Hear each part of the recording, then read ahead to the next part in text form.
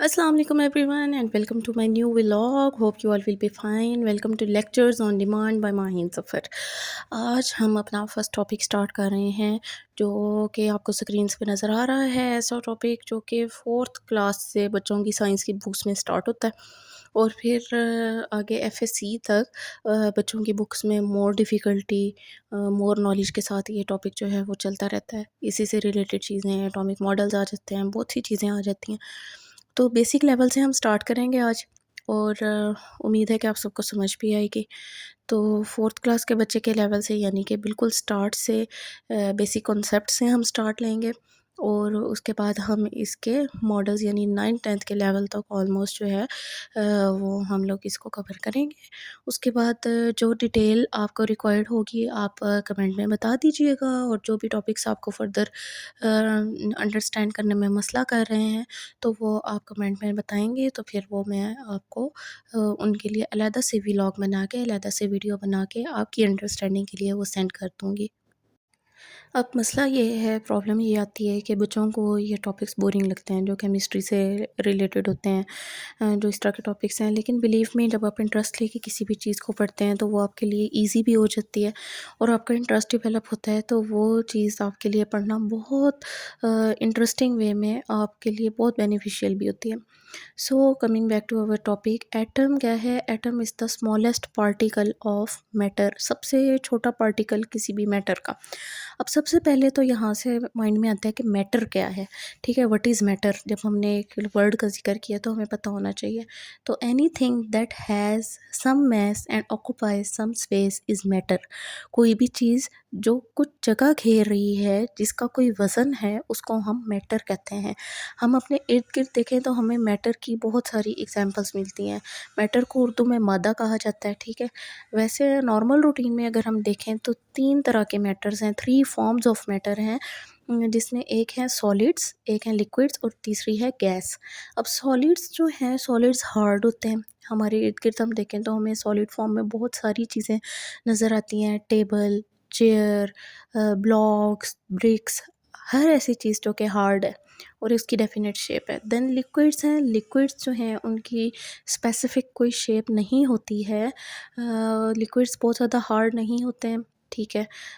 इस इतने हार्ड नहीं होते कि हम उनको पकड़ सकें। सॉलिड्स को तो हम होल्ड कर सकते हैं ना, कोई भी चीज़ है जिस तरह हम चेयर को भी पकड़ सकते हैं, हम किसी ब्लॉक को भी पकड़ सकते हैं, हम किसी भी किस्म के सॉलिड को जो है वो होल्ड कर सकते हैं। लेकिन लिक्विड को क्या हम हाथ में पकड़ सकते हैं? पानी हम हाथ में पकड़ेंगे वो तो पानी तो हाथ से स्लिप हो जाएगा। सो लिक्विड जो है उसकी शेप कोई ऐसा नहीं होती, लेकिन जिस कंटेनर में, जिस भी चीज़ में हम उसको डालते हैं लिक्विड, एक तो उसके अंदर कन्फाइंड हो जाता है और उसकी शेप आ जाती है उस कंटेनर की वजह से। और गैसेस जो हैं वो हमारे इर्द-गिर्द वैसे ही जिस तरह हवा है वो नज़र नहीं आती हैं, उनकी कोई स्पेसिफ़िक शेप नहीं होती, कोई इस तरह हमें नज़र नहीं आ रही होती हैं, लेकिन गैसेस मौजूद होती हैं। जिस तरह हवा है, हवा में ऑक्सीजन है जो हम इन्हेल करते हैं, तो वो गैस है, ठीक है? अब ये जो पिक्चर है इससे आपने तीनों स्टेट्स ऑफ मैटर को डिफरेंशिएट करके कमेंट सेक्शन में बताना है कि कौन-सी चीज़ क्या है। अब एटम की तरफ आते हैं। एटम को हमने कहा बेसिक बिल्डिंग ब्लॉक, कोई भी बिल्डिंग जब बनती है तो वो ब्लॉक्स को इकट्ठा करके, कोई भी ब्रिक्स को इकट्ठा करके बनती है, ठीक है? उसका बेसिक ब्लॉक होता है कोई ना कोई। जैसे हम ईंट रखते हैं तो पूरा घर बनता है, ईंट रखते हैं, पहली ईंट रखी जाती है तो उससे दीवार बनती है। ऐसा तो नहीं होता ना कि खुद ब खुद ही कोई चीज़ खड़ी हो जाए, तो बिल्कुल ऐसे ही एटम जो है वो सबसे बेसिक बिल्डिंग ब्लॉक है, सबसे बेसिक स्ट्रक्चर है किसी भी बॉडी का, किसी भी मैटर का। वो कुछ भी है, वो नॉन लिविंग भी हो सकता है, वो लिविंग भी हो सकती है। अब एटम का स्ट्रक्चर क्या है? एटम के अंदर कुछ और पार्टिकल्स मौजूद होते हैं जिसको हम कहते हैं सब एटॉमिक पार्टिकल्स। वो 3 होते हैं, इलेक्ट्रॉन, प्रोटॉन और न्यूट्रॉन। एटम के सेंटर में जिस तरह से आपको दिखाई दे रहा है कि ये रेड और ब्लू बॉल्स हैं, ये इसका न्यूक्लियस कहलाता है, जिसमें 2 किस्म के पार्टिकल्स होते हैं, प्रोटॉन्स एंड न्यूट्रॉन्स। अब इस डायग्राम में रेड एंड ग्रीन कलर में न्यूक्लियस के अंदर मौजूद हैं protons and neutrons. Protons green colour में हैं, न्यूट्रॉन्स रेड कलर में हैं। प्रोटॉन्स जो हैं, पी फॉर प्रोटॉन और पी फॉर पॉजिटिव से आप याद कर लें कि प्रोटॉन्स पे पॉजिटिव चार्ज होता है और न्यूट्रॉन न्यूट्रल होते हैं, उन पे कोई चार्ज नहीं होता। इलेक्ट्रॉन्स जो बाहर आपको शेल्स में ब्लैक डॉट्स नज़र आ रहे हैं, ये इलेक्ट्रॉन्स हैं और ये बिल्कुल ऐसे ही रिवॉल्व करते हैं अराउंड द न्यूक्लियस, ठीक है? जिस तरह से आपको इस वीडियो में नज़र आ रहा है। ये बिल्कुल ऐसे ही होता है जिस तरह से एक सन है और सन के गिर्द प्लैनेट्स रिवॉल्व कर रहे होते हैं अपने-अपने ऑर्बिट्स में, इसी तरह एटम के इर्द-गिर्द जो इलेक्ट्रॉन्स हैं वो मूव करते हैं और अपने स्पेसिफिक शेल्स में वो मूव करते हैं। आगे जाके आप पढ़ेंगे कि हर शेल में एक स्पेसिफिक अमाउंट ऑफ इलेक्ट्रॉन्स की आ सकती है। जिस तरह जो न्यूक्लियस के इर्द-गिर्द फर्स्ट शेल है उसमें सिर्फ 2 इलेक्ट्रॉन्स आ सकते हैं। ठीक है? तो इस तरह से हमने एटम के बारे में देखा कि स्मॉलेस्ट पार्टिकल है, उसके 3 सब एटॉमिक पार्टिकल्स हैं। एटम लिविंग्स में भी होता है, नॉन लिविंग्स में भी बेसिक बिल्डिंग ब्लॉक है। अब एटॉमिक मॉडल्स क्या थे? जब भी कोई साइंटिस्ट ये बताता है कि ये चीज़ एग्ज़िस्ट करती है, कोई भी चीज़, तो वो उसके बारे में, स्ट्रक्चर के बारे में बताता है, तो वो एक स्पेसिफ़िक शेप जो देता है उसको हम मॉडल कहते हैं।